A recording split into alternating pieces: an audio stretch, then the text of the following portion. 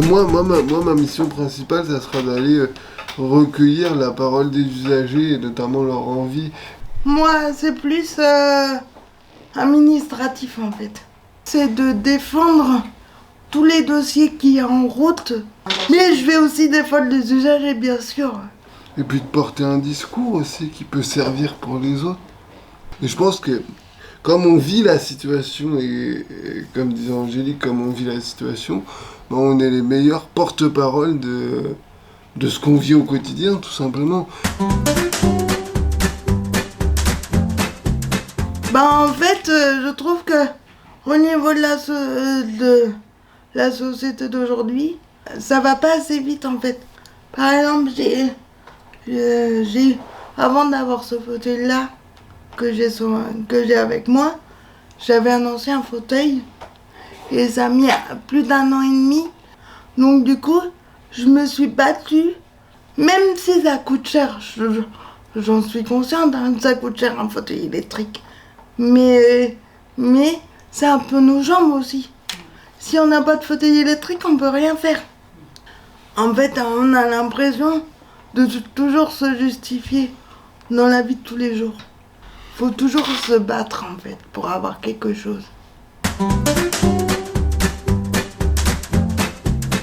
C'est la partie moi qui m'a intéressé, que c'est sur le projet des habitats inclusifs que l'association veut développer justement. Et face aux institutions, c'est pas évident, comme tu disais Angélique, d'imposer ce projet Oui. parce que les institutionnels ont des réticences à permettre le développement de ce projet.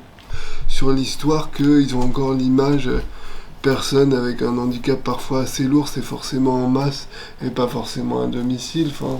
Alors que pourtant, là aussi, on a un discours gouvernemental qui dit il faut diminuer la mise en place en établissement et développer l'habitat inclusif de manière globale. Et je pense qu'il faut offrir cette alternative aux personnes en situation de handicap qui le peuvent.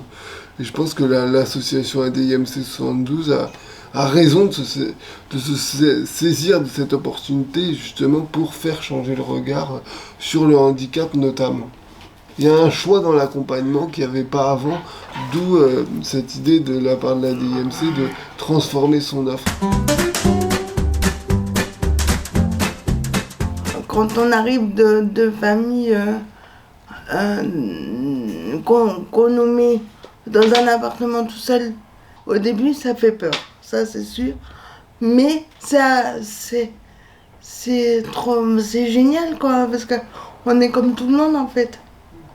On vit comme tout le monde, j'ai une vie sociale comme tout le monde.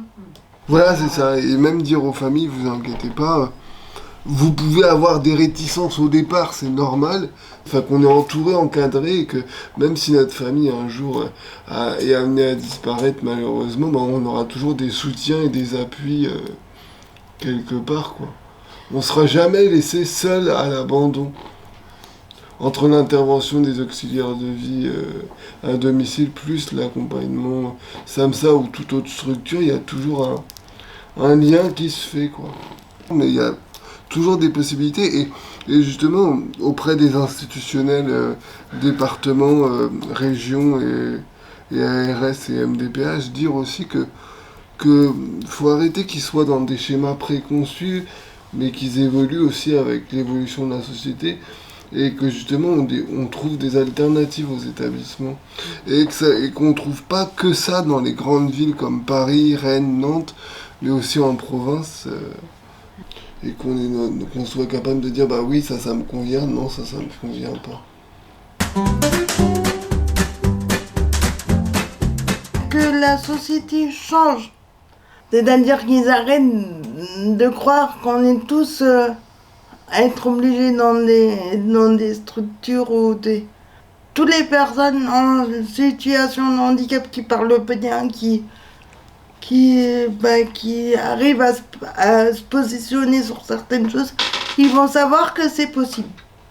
Donc voilà, c'est être en situation de handicap en 2022, je dirais, c'est essayer de créer sa place et de construire sa place avec tout l'éventail de possibilités que la société peut nous offrir.